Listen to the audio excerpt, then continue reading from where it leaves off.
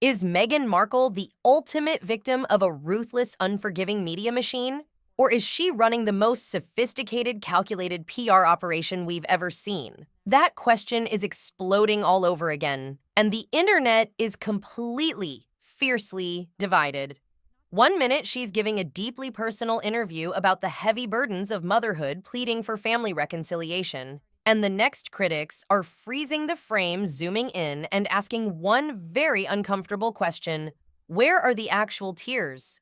People are starting to wonder if the vulnerability we are seeing is a genuine cry for understanding, or if it's just a carefully rehearsed performance designed to keep an empire afloat. Because right now, the gap between what she is saying and what the public is actually believing has never been wider. The latest wave of suspicion kicked into high gear during Meghan's highly publicized podcast appearance with entrepreneur Jamie Kern-Lima. The episode was aggressively marketed as a raw, unfiltered look into the Duchess's soul. We were promised no makeup, no scripts, just pure, unedited honesty. But almost immediately, viewers sensed a heavy, awkward tension in the room.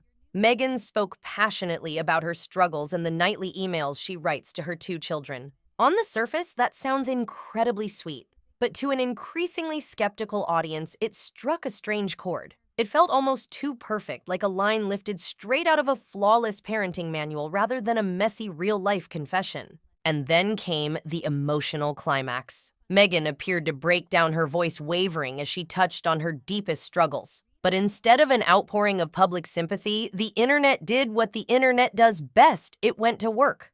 Body language experts and thousands of everyday viewers tore the clip apart online. They slowed the footage down, scrutinized every blink, and loudly claimed there wasn't a single tear in sight. One viral comment even joked that her tears must have their own PR team. To make matters worse, the dynamic with the host felt entirely off. Jamie Kern-Lima isn't just an amateur podcaster. She is a brilliant powerhouse who built and sold a billion-dollar company. She understands business, human psychology, and strategy at the highest possible level.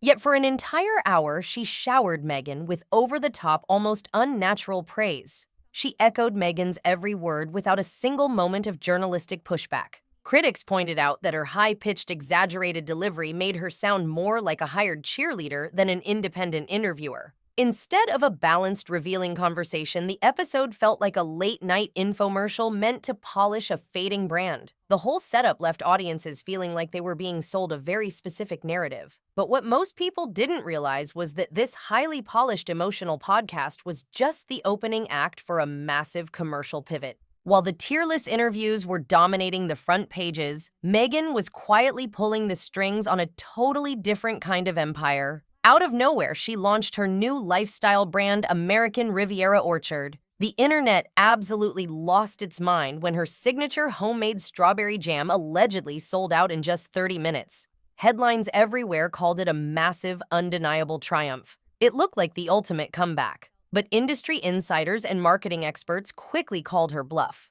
They pointed out a harsh reality: selling out of a product is incredibly easy when you intentionally limit the stock from the very beginning. It's the oldest, most effective trick in the retail playbook. You create artificial urgency, spark a massive frenzy, and suddenly you look like an unstoppable force in the business world. And the ambition didn't stop at jam. Soon reports surfaced that she was expanding into honey cupcake sprinkles and even dog biscuits. The whiplash was real. Critics couldn't help but laugh, pointing out a bizarre contradiction. This is a woman who was just fiercely debated regarding her inclusion on Time magazine's top 100 most influential women list. Her defenders argue she is a global changemaker, yet her latest massive venture revolves around selling artisanal condiments. The disconnect between her royal status, her massive Netflix deals, and her sudden leap into the crowded celebrity wellness space had people seriously confused about her endgame. People online were openly asking why someone with her platform was acting like a local boutique owner. But while the jam was allegedly flying off the digital shelves and the PR machine was working overtime to paint a picture of domestic bliss, the walls behind closed doors were reportedly starting to crack. But while the jam was allegedly flying off the digital shelves and the PR machine was working overtime to paint a picture of effortless domestic bliss, The walls behind closed doors were reportedly starting to crack. For years, intense whispers have circulated about what it's actually like to work for the Sussexes. And recently, those rumors have flared up worse than ever. You see, building a massive lifestyle empire requires a rock-solid team. But several former employees have anonymously painted a picture of an incredibly chaotic, deeply stressful work environment. According to these unnamed insiders, expectations change by the minute. Communication is described as a tangled nightmare, and the day-to-day atmosphere is allegedly anything but the nurturing, compassionate, zen-like vibe Meghan promotes on camera. In fact, the turnover rate among their top-level staff has been so notoriously high that former aides reportedly dubbed themselves the Sussex Survivors Club. That is a brutal label to shake off. While her public relations team works around the clock to present her as an empathetic modern leader who leads with love, these constant damaging leaks suggest a boss who is fiercely demanding and deeply self-focused. It's an incredibly sharp contrast that has even her most loyal die-hard defenders struggling to control the narrative. People are naturally asking, how can you market yourself as the ultimate guru of wellness and self-care when the people running your own operations keep rushing for the exit? And that internal turbulence was starting to bleed out into their public ventures. Because if you can't manage your own staff, Hollywood is eventually going to notice. The entertainment industry absolutely loves a good comeback story. They love redemption. But there is one thing Hollywood hates more than anything else: a bad investment. And unfortunately for the couple, they were starting to look like a terrible bet. The first massive, unignorable crack in their Hollywood armor appeared when their multi-million-dollar Spotify deal violently collapsed. This wasn't just a quiet parting of ways, it was a spectacular, very public crash. When the contract abruptly ended, a top Spotify executive didn't just issue a polite corporate statement. He took to his own podcast and publicly labeled the couple as grifters. It was a devastating, unprecedented insult from a major industry player that sent immediate shockwaves through the entertainment world. You just don't see executives break character like that unless the frustration behind the scenes is absolute boiling over. The narrative quickly shifted.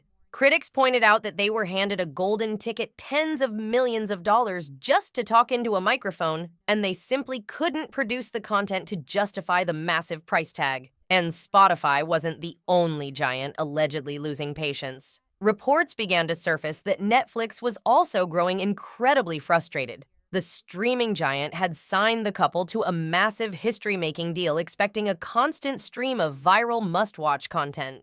But aside from their initial documentary series, which leaned heavily on their royal grievances, their other projects were simply not pulling the massive numbers Netflix expected.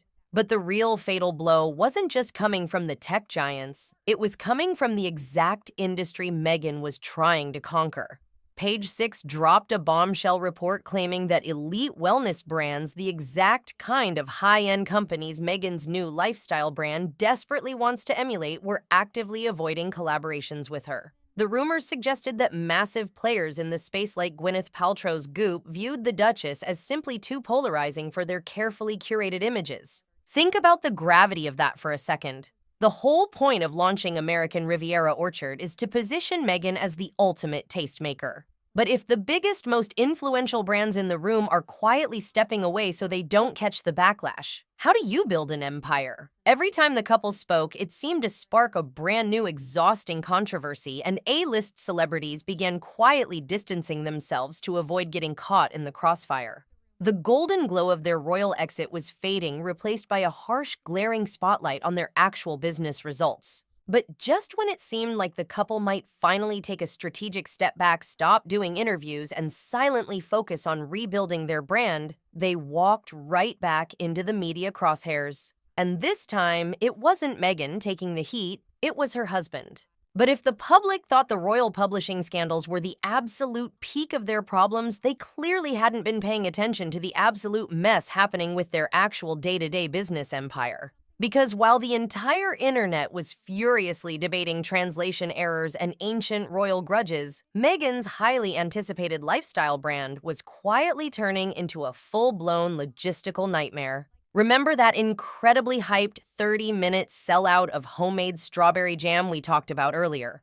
Well, it turns out that creating an aesthetic Instagram page is a whole lot easier than actually building a functional supply chain. Following that initial burst of viral hype, American Riviera Orchard sat completely dormant for months. There were no new products, no grand store openings, and no announcements, just an empty website gathering digital dust. Behind the scenes, prominent industry insiders leaked that Meghan was engaged in a desperate, seemingly endless search for a CEO to take the reins. But according to multiple reports, that search was entirely fruitless. Several high-profile candidates allegedly interviewed for the top job and promptly walked away. It left sharp observers asking a brutal question: is the brand simply too polarizing to touch? Or are the rumors about the Duchess being an impossible boss actually true? And the embarrassment didn't stop at the boardroom.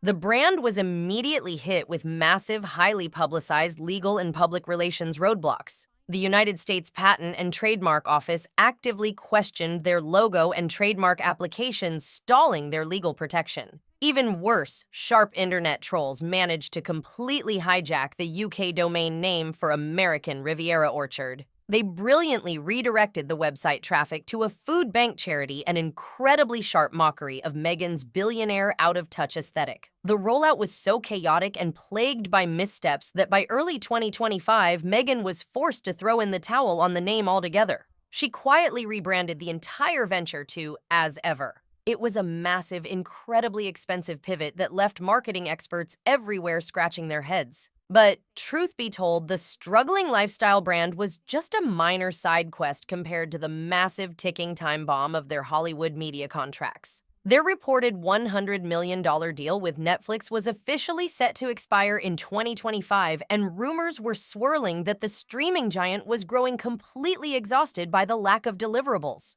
To save the massive contract, the couple tried to urgently pivot away from royal complaining and finally focus on their individual uplifting passions. Prince Harry went first, releasing a highly anticipated documentary series about the incredibly elite, wealthy world of professional polo in late 2024. The goal was to create a massive sports hit, but instead of being the next global obsession, it was a total unmitigated misfire. Critics savagely labeled the series as dull and entirely out of touch, and it spectacularly failed to even crack Netflix's global top 10 list. It proved one very harsh reality: the massive streaming audience simply didn't care about watching billionaires ride horses. That monumental flop put an unimaginable amount of pressure on Meghan's final Hollywood Hail Mary, her brand new cooking and entertaining show titled With Love, Meghan. Top entertainment executives began leaking to the press that this domestic lifestyle show was an absolute make-or-break moment for the Sussexes. It was heavily described by Hollywood insiders as the couple's last possible chance to prove they could deliver actual profitable entertainment value without relying on throwing the royal family under the bus. The stakes couldn't have possibly been higher. The narrative shifted entirely. If this show failed to pull massive history-making numbers, their Hollywood reign would officially be over and their massive media deals would evaporate into thin air. But just when it seemed like the couple might finally take a strategic step back, stop doing interviews, and silently focus on rebuilding their brand, they walked right back into the media crosshairs. And this time, it wasn't Meghan taking the heat. It was her husband. For a brief moment, the public thought Prince Harry was ready to turn a corner. But instead of quietly working on his philanthropic efforts, he sat down for another highly publicized television interview, this time with a major UK network. The topic: his ongoing, intense legal battle over his loss of taxpayer-funded security.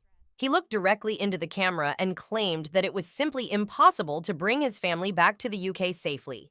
He argued that the threat level was too high, essentially blaming the institution and the government for leaving his wife and children vulnerable. But the timing of this interview couldn't have possibly been worse. While Harry was complaining on national television about his security detail, his father, King Charles, was actively battling a highly publicized, serious health crisis. The optics were an absolute nightmare. The internet's reaction was swift and completely brutal.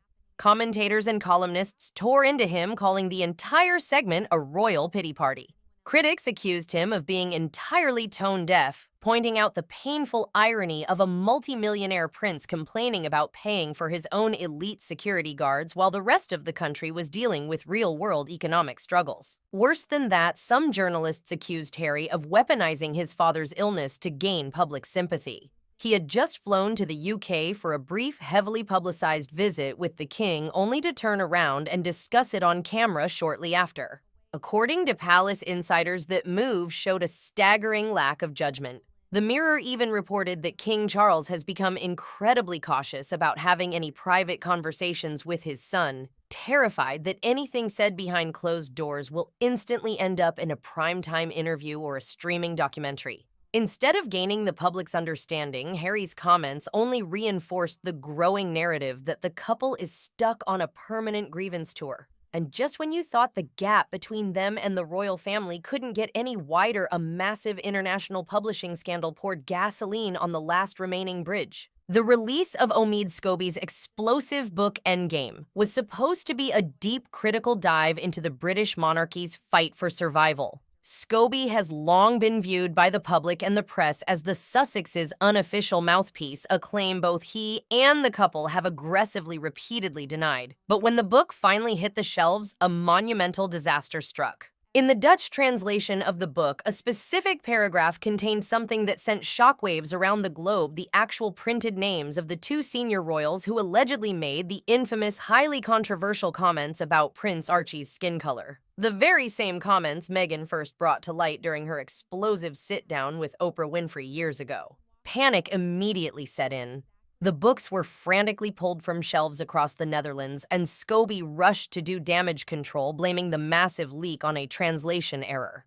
But publishing experts, authors, and the general public instantly called his bluff. They pointed out a very simple, undeniable fact: translators do not magically invent names out of thin air. A translation software doesn't accidentally type out the specific titles of senior royalty unless those names were in an early manuscript to begin with. The excuse was widely mocked as completely absurd. And through this entire earth-shattering controversy, Meghan and Harry did something very unusual for them. They stayed completely, entirely silent. They issued no statements, no denials, and no defense of the royal family.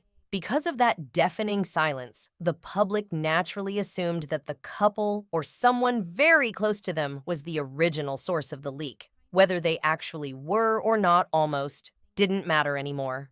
The damage was catastrophic and permanent. It proved to the public and reportedly to the palace that the drama surrounding this couple is never ever going to end. It solidified the idea that no matter how far away they move, their entire brand is still fundamentally tied to the institution they claim to desperately want to escape. So where does that leave the Duke and Duchess of drama today? They have traded the strict, suffocating rules of the palace for the brutal, unforgiving, and relentless judgment of the internet. They've built a massive media empire on telling their truth, but audiences are clearly experiencing massive, undeniable fatigue. Every tier is questioned, every new business move is heavily scrutinized, and every single interview feels less like an honest conversation and more like a calculated play for relevance. Are Meghan and Harry visionary trailblazers carving out a bold new path for themselves against all odds? Or are they trapped in a gilded cage of their own making, forced to endlessly recycle their personal trauma and family drama just to keep the lights on and the deals flowing? The line between real vulnerability and rehearsed personal branding has never felt thinner. One thing is absolutely certain: the spotlight isn't dimming anytime soon, but the audience is definitely starting to wonder if it's time to change the channel. Man, if you watch this and have thoughts, you have to drop them in the comments below. Do you think they are misunderstood? Or is this all a massive PR game? If this breakdown made you see things differently, hit subscribe and stay locked in for more deep dives just like this. Don't forget to like the video and share it with someone who needs to see it.